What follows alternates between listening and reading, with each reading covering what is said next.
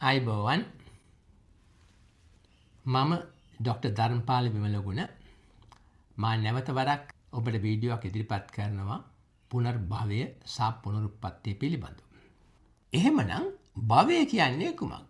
භවය කියලා කියන්නේ පටිච්චසමුප්පාද දේශනාවේ එක අංගයක්. දැන් ගෞතම බුදුන් බොහොම පැහැදිලිව ප්‍රකාශ කර මාව දකින කෙනෙක් ධර්මයේ දකිනවා. ඒ ධර්මයේ දකින කෙනෙක් පටිච්චසමුප්පාදය දකිනවා කියලා. එතකොට මේ භවය කියලා කියන්නේ පටිච්චසමුප්පාදයේ අවස්ථා 12ක් තියෙනවා. ඒකෙන් සිතක ගමන් මගේ 10 වෙනි සැතපුම් කණුව තමයි භවය කියලා කියන්නේ. අවිද්‍යාව නිසා සිතක් හදාගත්තොත් ඒ සිත ගමන් කරනවා මිලිසෙකන්ඩ් 200ක කාල සීමාවකට යටත් වෙලා ඒ මිලිසෙකන්ඩ් 200දී සිත මරණයටපත් වෙනවා. 10 වෙනි අවස්ථාව තමයි භවය වශයෙන් හඳුන්වන්නේ පටිච්චසමුප්පාදය. ඒ භවය ඇති වෙන්නේ බාහිර රූප තුල ආස්වාදයක් තියෙනවා කියලා තමුන් විශ්වාස කරලා තමුන් සිතක් හදාගත්තොත් ඒ සිත නිච්චයි සුඛයි අත්තයි කියලා තමුන් ග්‍රහණයකට ගත්තොත් ඒ සිත මිලිසෙකන්ඩ් 200 කාලයක් තුලදී මරණයටපත් වෙනවා. ඒ මරණයටපත් වීමට මොහොතකට පෙර ඒ සිත නිසා ඇතිවෙනවා දුක්ඛ දෝමනස ශෝක පරිදේ උපායාසයන්. භවයක් කියලා කියන්නේ සිතක ස්වභාවයක්. ඒ භවය ඇති වෙන්නේ මමංකාරයක් මම කියන පුද්ගලෙක් ඇතිවීමෙන්. ඒ භවය තාත්ත බවක්, අම්මා බවක්, බිරිඳ බවක්, දරුවෙක් බවක්, මිනිමරුවෙක් බවක් මෙන්න මේ භව. එයා යම් කිසි මමංකාරයක් ඇති කරගන්න ස්වභාවය තමයි භවය කියලා කියන්නේ. එතකොට ඒ මමංකාරයට ඇති කරගත්ත භවය කියන ස්වභාවය විපරිණාමයට පත්වීමේදී මම විපරිණාමය ගැන මීට මුලින් වීඩියෝ එකේ කතා කරලා තියෙනවා. මම පොඩ්ඩක් ඒ ගැන කතා කරන්න වෙලාවක් තිබුණොත් එහෙම ඒ විපරිණාමය ගැන වචන ස්වල්පයක්. එතකොට මේ සෑම සිතක්ම මරණයට පත්වෙච්ච අවස්ථාවේදී අපිට දුක්ඛ දෝමන ශෝක පරිදේ උපායසන් මුදා හැරෙනවා. ඒවා සිද්ධ වෙන්නේ සිතේ මට්ටමින්. නමුත් ඒ සිතේ මට්ටමින් සිද්ධ වෙන අතුරුඵලය මොළය මත ක්‍රියා කරලා මානසික අවස්ථා 4කට නැත්නම් 5කට යටත් වෙනවා. ඒ යටත් වීමේදී ඊට දාව මොළයේ වශයෙන් ක්‍රියාත්මක කරනවා අඩුම වශයෙන් හෝමෝන 7ක්වත් ක්‍රියාත්මක වෙන්න. මේ හෝමෝන 7 ක්‍රියාත්මක වෙලා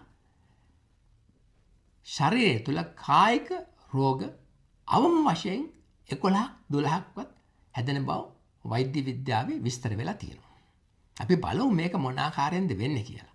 එතකොට මේ සෑම දෙයක්ම සිද්ධ වෙන්නේ මරණයෙන් මතු නෙවෙයි. ගෞතම බුදුන් දේශනා කළ පරිදි ගෞතම බුදුන් කිව්වා ඔබ ඔතන වාර්ලින තැනම ඉඳගෙන මම දුක නැති කිරීම මාර්ගයක් ඔබට ප්‍රකාශ කරන්නම් කියලා. එතකොට මේක තමයි ගෞතම බුදුන්ගේ දර්ශනය. බුද්ධ දර්ශනය. භවය කියලා කියන්නේ ඔබගේත් මගේත් මරණයෙන් පසු අපි මේ කරපු පින්පව් එකතු කරගෙන විඥානය තවත් ගමනක් ගිහිල්ලා ගර්භාෂයක් තුල දරුවෙක් ප්‍රසූත කිරීමට අවස්ථාවක් සෑදීම නෙමෙයි. එතකොට ගෞතම බුදුන් පැහැදිලිව ප්‍රකාශ කරලා හිටියා මම කර්මවාදියෙක්වත් ආත්මවාදියෙක්වත් නෙමෙයි කියලා. මේ සෑම වගන්තියක්ම මේ භවය කියන වචනය පුනරුත්පත්තියට සම්බන්ධ දෙයක් නෙමෙයි කියන එක ප්‍රකාශ කර සිටිනවා. විඥාණය මේ ඔබ කරපු පින්පව් රැගෙනගෙන ආත්මයෙන් ආත්මයට ගිහිල්ලා ගර්භාෂයක් තුල තැන්පත් වෙලා ඒ අවස්ථාවේදී ඔබට දුක්ඛ දෝමන ශෝක පරිදේ උපායස ඵල දෙනවා නම් එහෙමනම් මම මේ කියපු කතාවේ කෑල්ලක් අඩුයි. දැන් මොන අවස්ථාවේදීද ඔබට මේ දුක්ඛ දෝමන ශෝක පරිදේවන් ඵල දෙන්නේ එහෙනම්? අපි දැන් බලමු ඒක වෙන ආකාරයේ විද්‍යාත්මකව කොහොමද වෙන්නේ කියලා. මම මේ අවස්ථාවේදී සුළුෙන් හරි විපරිණාම දුක් ගැන කතා කළ යුතු තියෙනවා මේ කතාව සම්පූර්ණයෙන් තේරුම් ගැනීමට. අපි බලමු මේ විපරිණාම දුක් කියලා කියන්නේ මොකක්ද කියලා විද්‍යාත්මකව. මගේ මුල් වීඩියෝ එකේදී මම මේ විපරිණාම දුක ගැන කතා කරලා තියෙනවා. දැන් ඒකට ගත්ත උදාහරණය තමයි ලක්ෂ 25ක මුදලක් අරගෙන තරුණියක් යනවා වලල්ලක් ගන්න මගුල් ගෙදරට යන්න ඉස්සර වෙලා. එතකොට එයාට ඕනේ මේ වලල්ල පනදගෙන ජැන්ඩියට මගුල් ගෙදරට යන්න.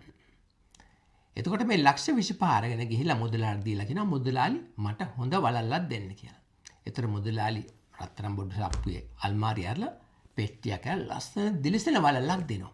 අන්න පළවෙනි සිතවිල්ල මොලේ තැන්පත් වෙනවා. ඒක සුඛ සිතවිල්ල ඊටාම සැපදායකයි. එතකොට මේ මොලේ මේ දත්තය තැන්පත් වෙන්නේ ඔබගේ සැප වේදනාව සමගමයි. එතකොට ඊළඟ අවස්ථාවේදී දෙවෙනි අවස්ථාවේ මේ තරුණයා කල්පනා කරනවා මේ වලල්ල ලක්ෂ 25ක් වටින්නේ නැද්දෝ කියලා. අන්න දෙවෙනි දත්තයක් තැන්පත් වෙනවා. දැන් මේ දෙවෙනි දත්තය ඊටා වේදනාකාරී දත්තයක්. ඒකේ කිසිම සැපක් නැහැ. ඊළඟ අවස්ථාවේදී මේ තරුණයා කල්පනා කරනවා මේක තඹ වලින් නිෂ්පාදනය කළා රත්තරන් ආලේප කරපු වලල්ලක් වද්ද කියලා. ඔන්න ඊළඟ දත්තේ. ඒකත් වේදනාව දුකයි.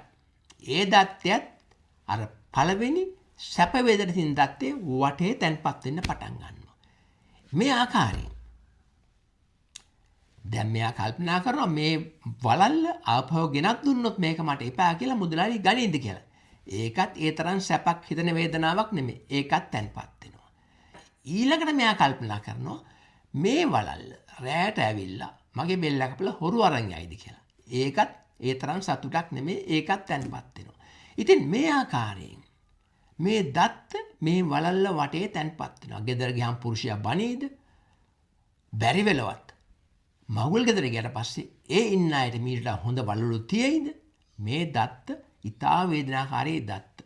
ඉතින් ඔබ මේ ප්‍රපංච කරන පුද්ගලයෙක් නම් මේව වැඩිපුර වර්ණනා කරන පුද්ගලයෙක් නම් අර මාලයේ කියන සැප වේදනා දත්තේ වටේ මේ දුක් වේදනාවේදී දත්ත තැන්පත් වෙනවා.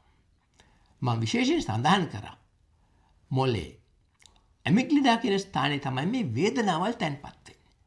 සැප වේදනා සහ දුක් වේදනා. එතකොට දැන් මේ වලල්ල ගැන සිතන වාරයක් පාසා මේ පෙට්ටිය ගෙදර ගිහිල්ලා අරලා බලනවා පිහදානවා ඒ වෙලාවට සැපසිතවිල්ලක් ඇති වෙනවා. ඒ සැපසිතවිල්ල පවතින්නේ මිලි සෙකන්ඩ් 200යි. ඒ සිත මේ යනවා.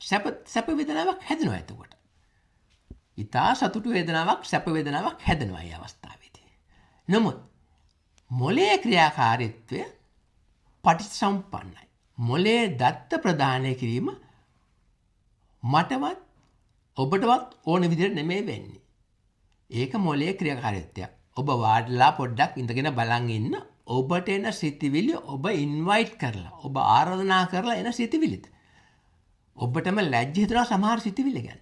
ඒ කියන්නේ මොලේ විසින් ක්‍රියාකාරකමක් කරගෙන යනවා. ඒක ඔබගේ පාලනයෙන් සම්පූර්ණයෙන්ම තොරයි. ඔබට ඒකට ඇඟිල්ලක් තියන්නවත් බෑ. නමුත් අපේ අවිද්‍යාව නිසා අපි හිතන් ඉන්නවා එතන මම කියලා කෙනෙක් ඉන්නවා. ඒ මම තමයි මේ සිතෙල් නිර්මාණය කරන්න කියලා. මේක තමයි ලොකුම අවිද්‍යාව. මමංකාරය. එතකොට දැන් මොකද කරන්නේ? මොලේ අර ඉතුරු තමුන් ප්‍රපංච කරලා හදාගත්ත දුක් වේදනා දෙන සිතවිලි වලට අඩංගු දත්ත මොලේ තුලින්ම ස්පර්ශ කරනවා මොලේ.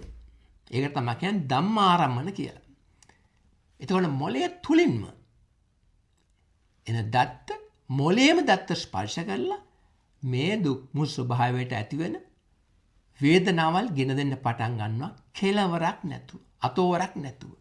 මෙන්න මේ අවස්ථාවේ යටතේ තමයි ඔබට දුක්ඛ දෝමනස ශෝක පරිදේව උපායසෙන් හටගන්නේ. ඒක තමයි ගෞතම බුදුන් දේශනා කරේ. ඔබ ඔය ආශ්‍රයෙන් වාඩිලා ඉන්නකොට ඔබගේ දුක නැති වෙන මාර්ගය මම කියලා දෙන්නම්.